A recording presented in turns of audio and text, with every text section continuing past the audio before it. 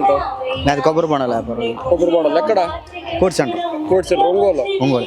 మరి జగనన్న ఇల్లు స్థలాలు పట్టాలు ఒకసారి మీకు వచ్చిందా? వచ్చింది, మా అమ్మాయి పేరు వచ్చింది. మీ అమ్మాయి పేరు మీద వచ్చింది. ఎన్ని సెంట్ ఇచ్చారు మీకు? సెంట్ ఇచ్చారు. సెంట్ ఇచ్చారు. మరి సెంట్ స్థలంలో ఏం కట్టుకుంటారని కొంతమంది విమర్శలు చేస్తున్నారు కదా. విమర్శలు చెప్పేవాళ్ళు ఉంటారు.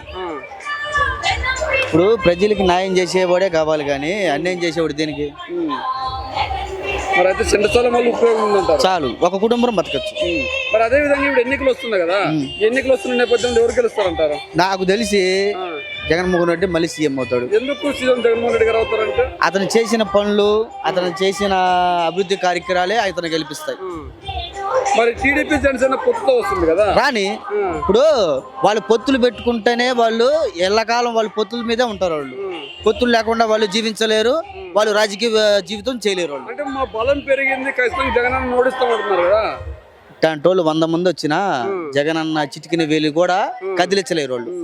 ఒంగోలు నియోజకవర్గంలో ఎవరు గెలుస్తారు? బాలినేని శ్రీనివాసరెడ్డి గారు గెలుస్తారు. ఆయన జనార్దన్ రావు గారు గెలుస్తారని చెప్పి. జనార్దన్ రాడు.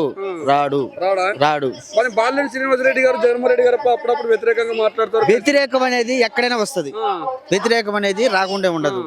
ఇవన్నీ కొన్ని దుష్ట శక్తులు చేస్తా ఉంటారు.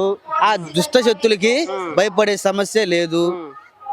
మళ్ళీ సీఎం వస్తాడు జగన్మోహన్ రెడ్డి. 175 సీట్లకి కన్ఫామ్. 175 మేము ఖచ్చితంగా గెలుస్తాం. 15 సీట్లు కూడా రావు జగన్మోహన్ రెడ్డికి అంటున్నారు కదా. చూడండి, మీరే చూడండి, ప్రజలే తీర్పిస్తాడు. మన ప్రజలే. జగనన్న ఉద్దేశం పైన దేవుడు ఉన్నాడు, ప్రజలు ఉన్నారు. ఇంతమందికి సలహాలు ఇస్తారు అనుకున్నారా బాలినేని గారు? అనుకోవాలి. అసలు ఇది అనుకూలమైన ప్రభావం. ఇది అంటే ఎన్నికల సమయంలో ఇస్తున్నాడు కేవలం ఓట్ల కోసమే అంటున్నారు కదా. లేదు, ఇది ఎప్పటి నుంచో ప్రాసెస్ ఉంది. కాకపోతే డబ్బుల కోసం కొంత ఇబ్బంది జరిగింది. ఆ డబ్బులు రైతులకి అకౌంట్లోకి వేశారు. అందువల్ల ఇంత ప్రభావం ఇక్కడ జరుగుతుంది.